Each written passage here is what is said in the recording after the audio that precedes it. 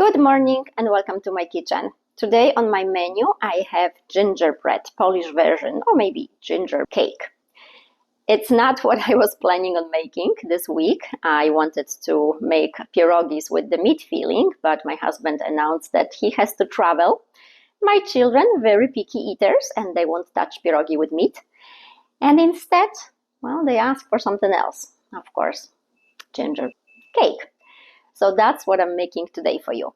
There will be 3 parts to it and an easier way to organize your ingredients. The dry ingredients, pinch of salt in your flour, and baking soda. Milk and sugar. You will need to warm the milk and the sugar to the point when the sugar dissolves. You don't want to boil your milk. Just stir it once it's warmed and the sugar dissolved. Turn off the heat and then wait until it cools off. And then the third part, butter, seasoning, plum butter, honey, and cocoa powder. Same thing. You will need to warm those things up. Just mix it, stir it until all is incorporated well. Turn off the heat, set it aside, and then you will have about 15-20 minutes to make a phone call, maybe drink your coffee, or if you're a smoker, go and have a cigarette. When you come back, the next step, just mix it all together. On the end, put 2 eggs in, and then your cake will be ready to go in the oven. Let's get started. Thank you for watching and welcome to my kitchen. Ginger cake. I need 2.5 cups of all-purpose flour, 1 stick of butter, little over 1 cup of milk, 2/3 of a cup of sugar, 3 tablespoons of honey, 3 tablespoons of plum butter, 2 teaspoons of baking soda, 1 tablespoon of baking cocoa, 2 eggs, pinch of salt, and the seasoning I'm using is Polish gingerbread seasoning. But it doesn't matter if it's Polish or from here. As long as it is gingerbread seasoning, go ahead and use it. It will work. And the dish I'm using is about 9 inches in diameter. And this is what I need for my cake today. I've got 2 pots, milk and sugar in one, and I put it on low. And I just need to wait until it's all melted. The sugar is melted in the milk. In the second pot, 3 tablespoons of honey, 3 tablespoons of plum butter, 2 tablespoons of that ginger spice. I have 2 different ones. I'm going to mix it up. This is almost the end of this one, so I can throw away the package. Stick of butter.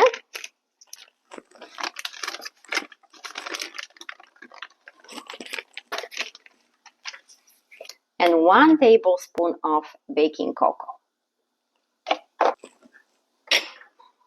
And again, on low, slowly until it melts.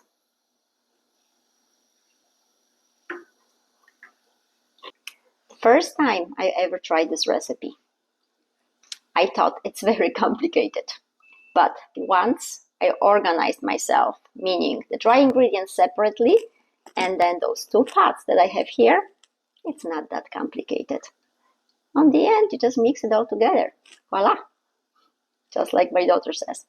So now my milk and sugar is melted. So I will just put it aside. And my other pot, the butter is melting, so a couple minutes and that will be ready as well. I just want to make sure that everything is dissolved and incorporated. I do not want to cook it. Okay, it seems like it's ready. So off and then aside until it cools off. Welcome back. I hope you had a nice break for coffee or a phone call or whatever you were doing. For me, it was folding the laundry. But my spices and milk, sweet milk, are cooled off and ready to mix it up. Time for the eggs. I like to use a regular hand beater like this, just to mix them up a little bit so it's easier to incorporate all of it. Okay, that's enough. In my flour I have a pinch of salt and those 2 teaspoons of baking soda. And usually, whatever the recipe calls for X amount of flour, I leave just a little bit on the end to make sure when I mix it, is that enough or not. Every flour is not created equal, and it happened to me a couple times. Perfect recipe, I've done it before, but I used a different flour and it didn't come out the right way. I want to first mix it all together and see how the consistency is once I do that. And milk and sugar goes next. All I do is just add it all into one bowl.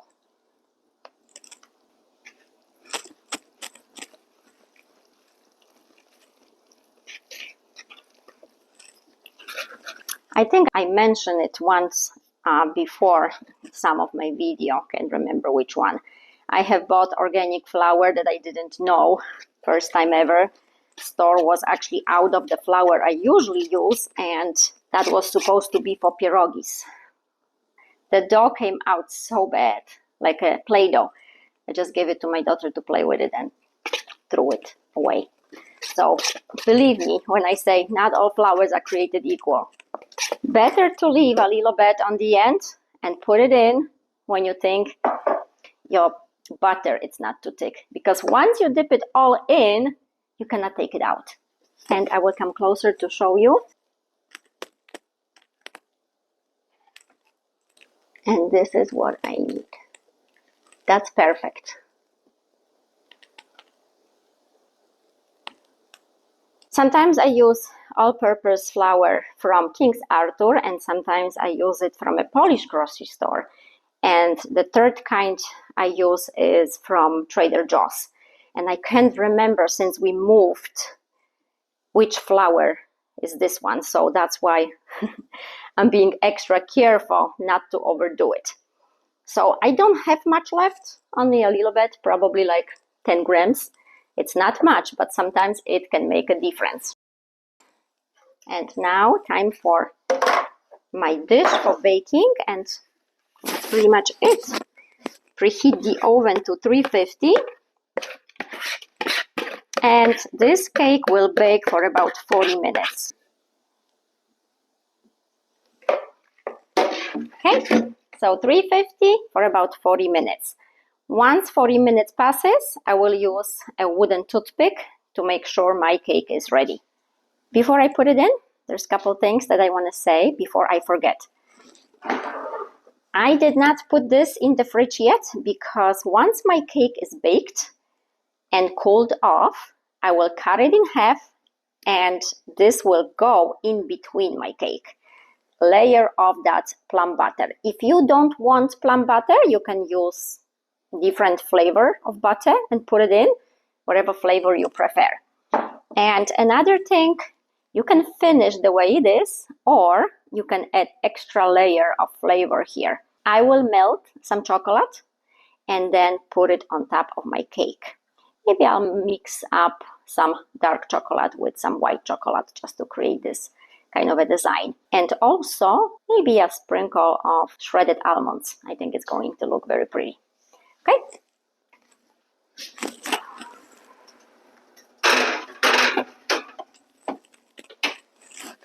I will see about 40 minutes, 5 minutes. Now I have to wait about half an hour and then I can melt some chocolate and finish up. So I'll show you how it looks like on the end. And for my chocolate that I'm going to put on top of my cake, I will use some dark chocolate with milk chocolate, about 120 grams. And my milk chocolate has actually some orange flavor to it. And I think the mixture of the ginger and chocolate with orange is a great combination. So I will use that. Melt on slow with 1/3 of a cup of sweet cream. And once I have my dark chocolate on top of that cake, I will wait a little bit until it settles. And I will additionally melt some white chocolate so I can just put it on top of it.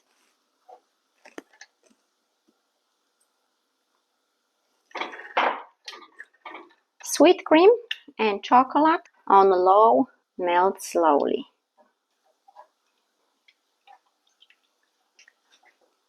And if you do not want to get any lumps, that's why I stir constantly.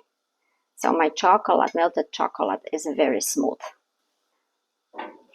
Okay, so now this is ready and it's time to finish the cake. I have cut up my cake. You need a good knife for that. And when you cut it, try not to do it like this, but slowly and smoothly, just straight. So it's more even than less even. Okay, now time for the plum butter.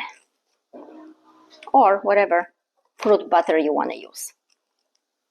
Or maybe you just want to put more chocolate in the middle. You can be creative with it. I'm surprised my children actually love this cake so much. Very, very picky eaters, very. Even with sweets. Last year they did not want to try it. This year something happened and finally my son said, okay, I'll try it. So he did, and then when my daughter sees my son eating it, well, all of a sudden she wants to try it. And now it's like, it's good, can you make it again? I know when I was little I was very picky also, so I try not to push it too much, but I tell my kids, if you don't like it, spit it out, throw it in the garbage, but just taste it. You never know when you find something you enjoy a lot. Okay, maybe a little bit more on the edges, and this part will be done.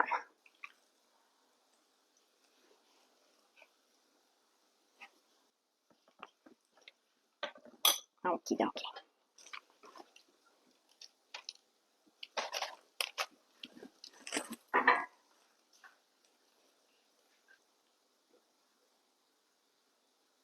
Okay, now my melted chocolate.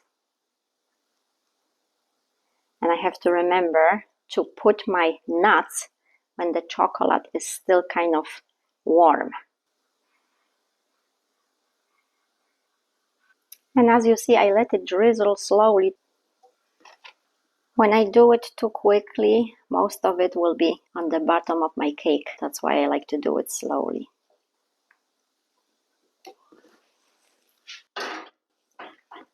And some of those almonds, I couldn't remember the name of the nuts before. And of course, my kids again, so I'll put some of it just on top, but not everywhere.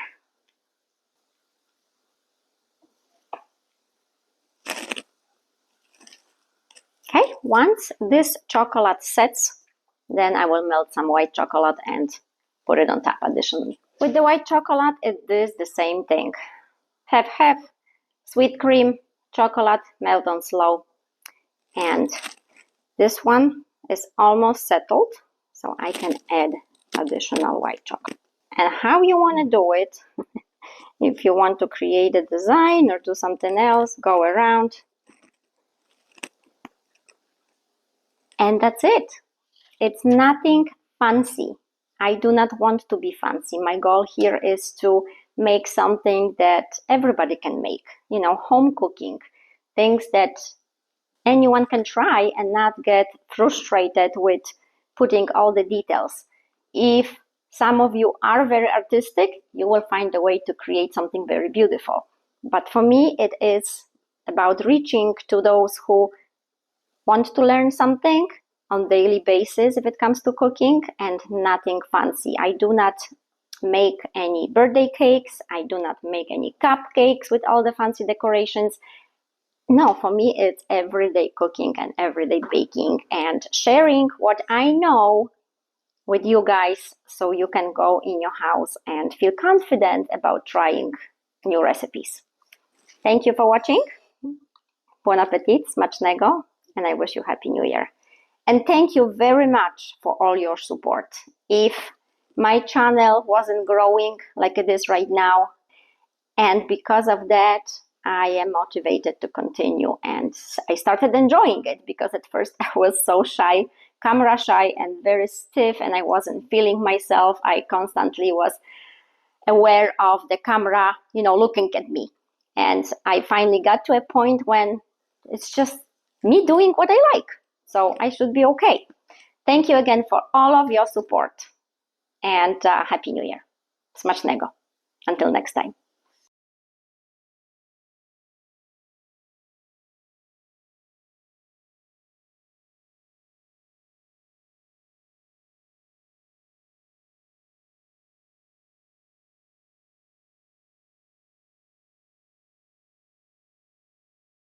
I would like to let you know why I am a big fan of using scale instead of the cups.